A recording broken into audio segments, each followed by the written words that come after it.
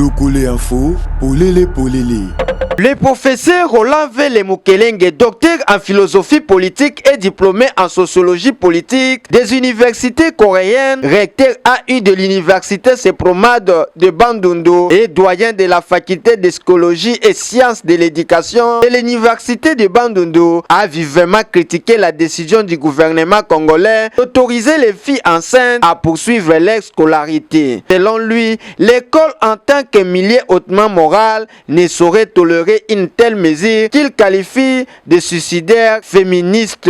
Invité sur les ondes de la radio Okapi, il a souligné la nécessité de sauver ce qu'on doit sauver, suggérant que les filles enceintes ont droit à l'éducation sous une forme spécialisée, mais en même temps méritent une sanction disciplinaire appelant à la prudence. Il s'agit d'une décision apparemment salutaire pour les filles mères, mais si vous en faites une analyse dialectique, vous vous rendez compte très vite qu'il s'agit d'une décision suicidaire. Suicidaire dans la mesure où non seulement ce n'est pas qu'on refuse la stigmatisation, mais au contraire, au nom de la stigmatisation, on impose la stigmatisation. C'est ça les dessous de la carte de cette décision. Pourquoi? Tout simplement parce que les élèves à l'école sont régis par des normes, pas des règlements. Et tout élève qui commet une faute morale doit être puni. Et une élève qui est enceinte à l'école, n'est-ce pas, a violé les normes de l'école. Et donc, dès qu'elle viole les normes de l'école, elle doit être sanctionnée. Et donc,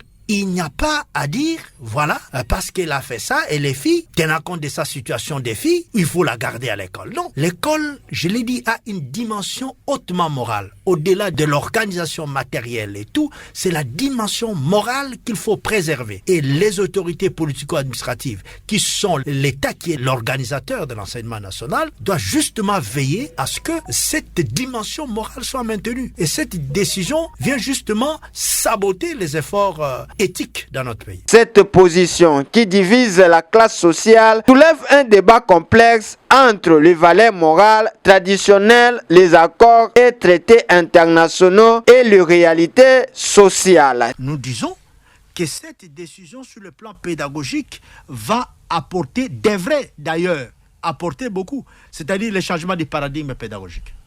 Maintenant, ça veut dire quoi? Il y a une nouvelle relation qui se crée entre l'enseignant et les élèves.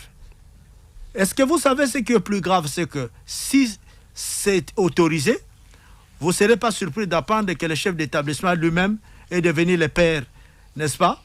Et le mari des élèves de son école. Donc vous comprenez, c'est une autorisation gratuite et dangereuse.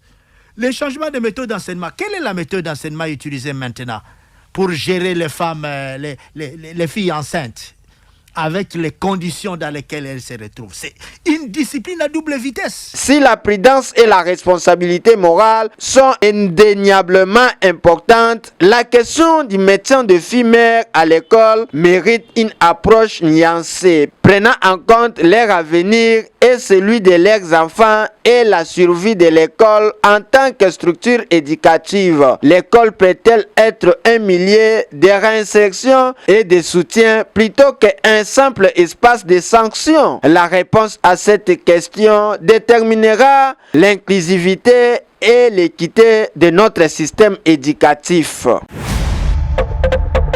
Lokole Info, Polele Polele.